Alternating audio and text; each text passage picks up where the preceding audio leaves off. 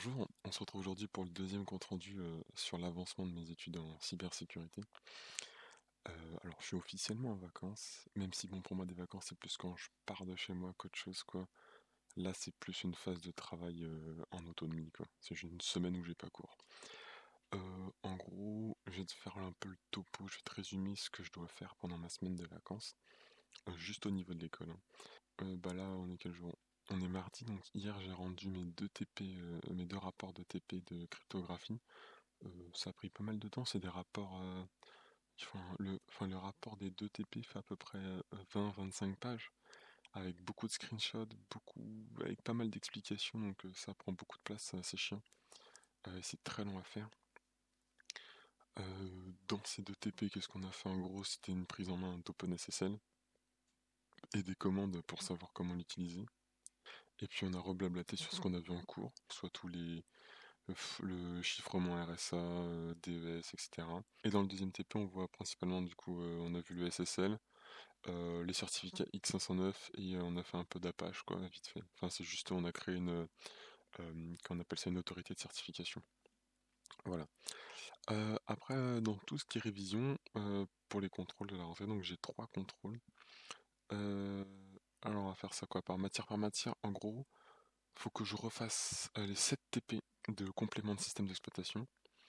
Bon, alors ça va être complexe de les refaire, parce qu'en vrai, mais les refaire entièrement, ça me prendrait plus d'une semaine, je pense. Même à 8-10 heures par jour, c'est complexe à faire en une semaine, je pense.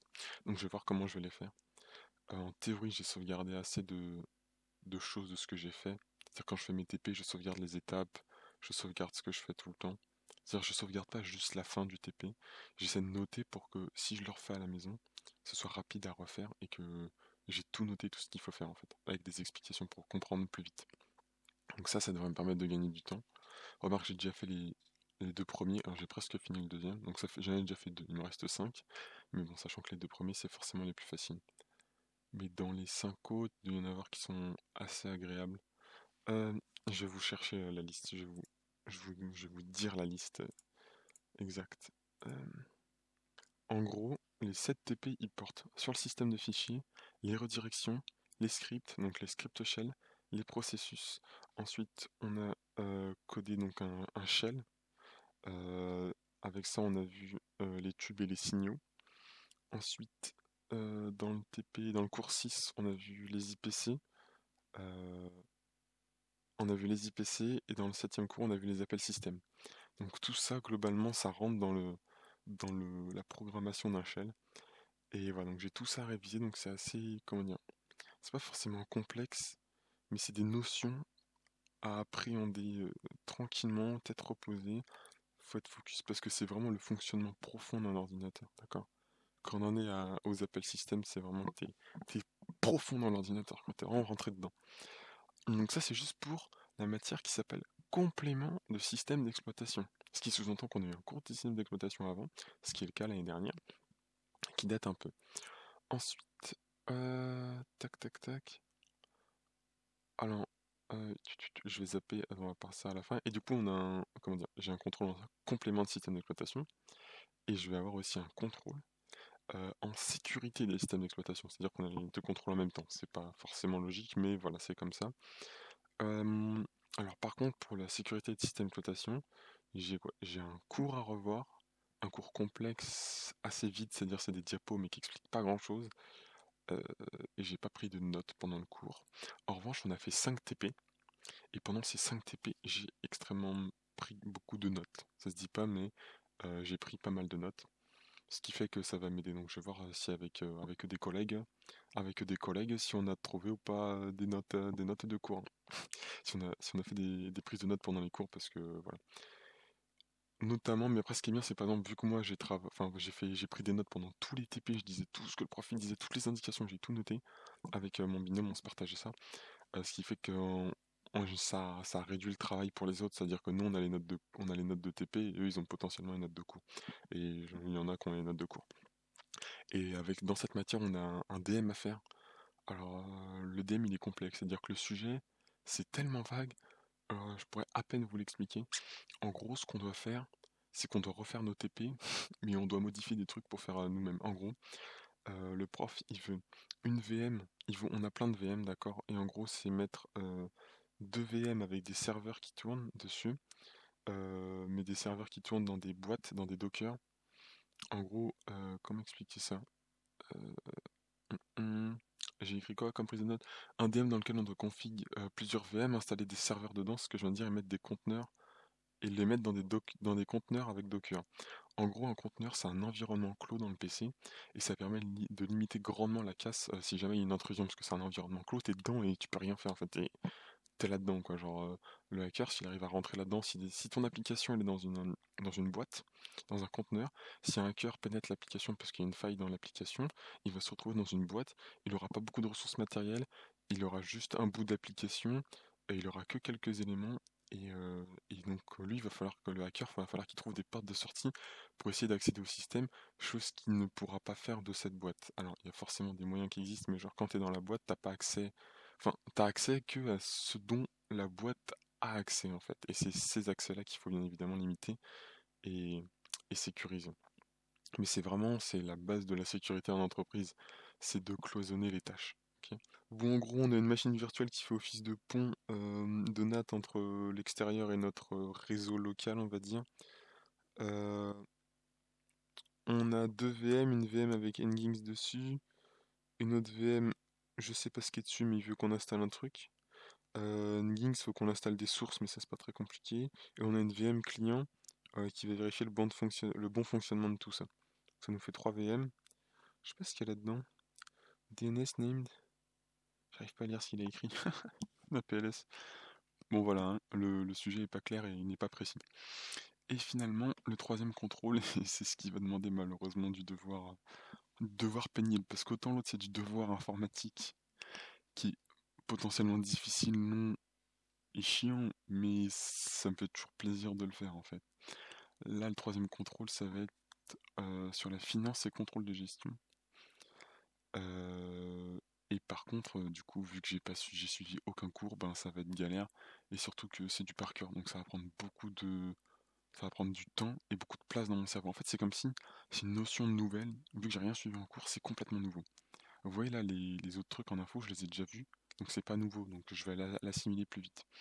Donc en gros, on va devoir charbonner sa mère, faire des petites concessions et on va invoquer le grand pouvoir acquis en prépa, parce que en prépa, on faisait des trucs faramineux en une semaine, donc pourquoi je pourrais pas le faire maintenant et je pouvais le faire il y a 2 ans? Voilà. La réponse c'est bien évidemment que je peux le faire maintenant, mais faut la motivation ou alors faut être forcé. Enfin, faut pas la motivation, faut avoir la discipline et être forcé de le faire, quoi. Oh, et dernier truc, le meilleur pour la fin, bien évidemment. On a enfin eu les sujets de nos projets de quatrième année. Alors ils sont pas foufous en cybersécurité, hein, mais il y en a un qui me plaît pas mal, et c'est avec l'ANSSI. L'ANSSI qui est l'Agence nationale pour la sécurité des systèmes d'information, qui est genre, en gros l'ANSSI, en France, c'est les big boss sa mère de la sécurité informatique, niveau légal on va dire. Voilà. Enfin c'est pas qu'ils sont dans l'illégalité ou la légalité, c'est eux qui gèrent tout ce qui est sécurité en France, quoi. Et du coup, le sujet avec l'ANSSI, je vais vous le dire parce que moi il me fait kiffer. En gros, ils ont ce qu'ils appellent tac tac tac un disque dur qui s'appelle Wookie. Alors Wookie c'est une solution. Bah, je vais vous lire. La solution Wookie est très intéressante comme brique de stockage pour construire un environnement de développement sécurisé, mais elle n'est pas suffisante. Nous souhaitons donc mettre en œuvre une solution totalement sécurisée dont la mise hors tension ne permet pas de récupérer des informations. En gros, ils ont un disque dur chiffré qui s'appelle Wookie, et nous, étudiants, en groupe de, on est, enfin pas en groupe, il y en a un seul groupe qui va le faire, hein, ce projet. On sera 4 ou 5. Je sais pas avec qui encore les groupes c'est pas défini. Et je sais même pas si j'aurai mon premier choix de projet parce qu'on a dû faire 6 choix, hein. Euh, mais ça c'est mon choix numéro un. Ce qu'on va devoir faire nous, c'est créer un ordinateur sécurisé. Alors je vais vous lire parce que c'est vachement intéressant. Donc, il s'agit d'un ordinateur embarqué dont le contenu, données et programmes ne soient pas accessibles après son arrêt. Donc son arrêt par coupure d'alimentation, quoi. Euh, donc pour pas que ce soit accessible après coupure d'alimentation, le disque dur est chiffré et tous les éléments de l'ordinateur sont cachés ou on peut pas accéder aux clés de cryptage, etc. Pour cela, nous voulons construire un ordinateur portable basé sur la toute dernière Raspberry Pi 4, la plus puissante, il me semble. Le fonctionnement de cet ordinateur sera entièrement basé sur l'exécution en RAM.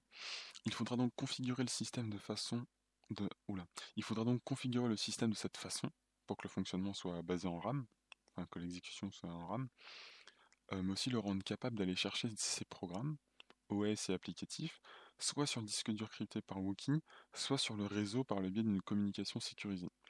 Pour stocker les clés de cryptage, il faudra très probablement ajouter un élément matériel de sécurité, donc ça existe sur les ordinateurs, hein, enfin, sur les cartes mères, on peut rajouter un truc, je sais plus comment ça s'appelle, c'est un, un- un hardware de sécurité pour les clés de chiffrement, on va dire ça comme ça.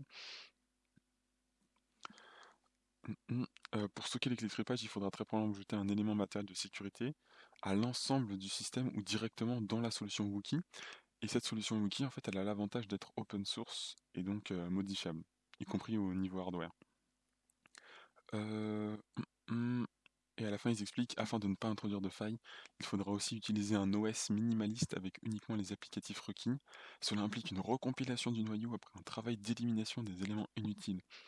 C'est-à-dire qu'on va aller tellement trifouiller profondément dans l'ordinateur que limite on pourra empêcher l'ordinateur d'accéder à un écran ou d'accepter une clé USB ou vraiment à ce niveau-là, quoi. Même plus profond encore de faire en sorte qu'il y ait certains appels système qui n'existent pas, etc. Pour vraiment que ce soit un ordinateur sécurisé qui réponde aux tâches qui sont pas définies d'ailleurs auxquelles il doit répondre. Parce qu'un ordinateur autonome totalement sécurisé, avec une recompilation du noyau, etc. Qu'est-ce qu'il fait? Est-ce que c'est une antenne radar le truc? Tu vois, on sait pas trop. Voilà, on est bon, on est bon, on a fait le tour. On a fait le tour, donc ça c'est pour l'école. Et vous avez vu du coup qu'en fait, l'école ça prend du temps et on n'apprend pas tant de choses que ça.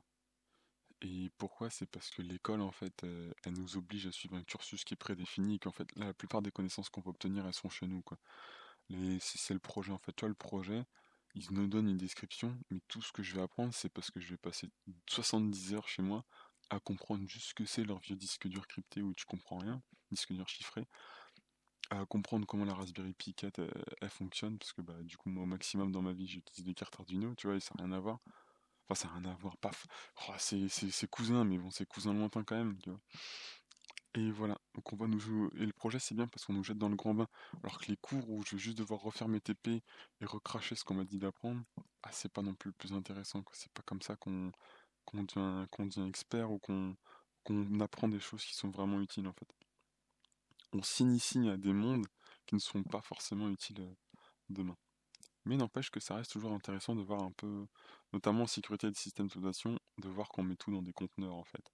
Du coup, je me demande, mais si les grandes boîtes elles font ça, comment elles se prennent des ransomware? Comment, genre Soprasteria, là, on est le 27 octobre 2020, ils se sont pris des ransomware, sa mère. L'entreprise, elle est KO. Ils peuvent plus, enfin, genre, on doit plus ouvrir aucun de leurs mails, ils peuvent plus rien foutre, ils ont tout bloqué chez eux, ils ont, ils ont isolé ils ont tout isolé leur système et tout, c'est la merde, quoi. Ils sont en PLS cosmique. Voilà. J'espère que ce point vous aura plu et nous on se retrouve une prochaine fois, probablement très rapidement. À plus.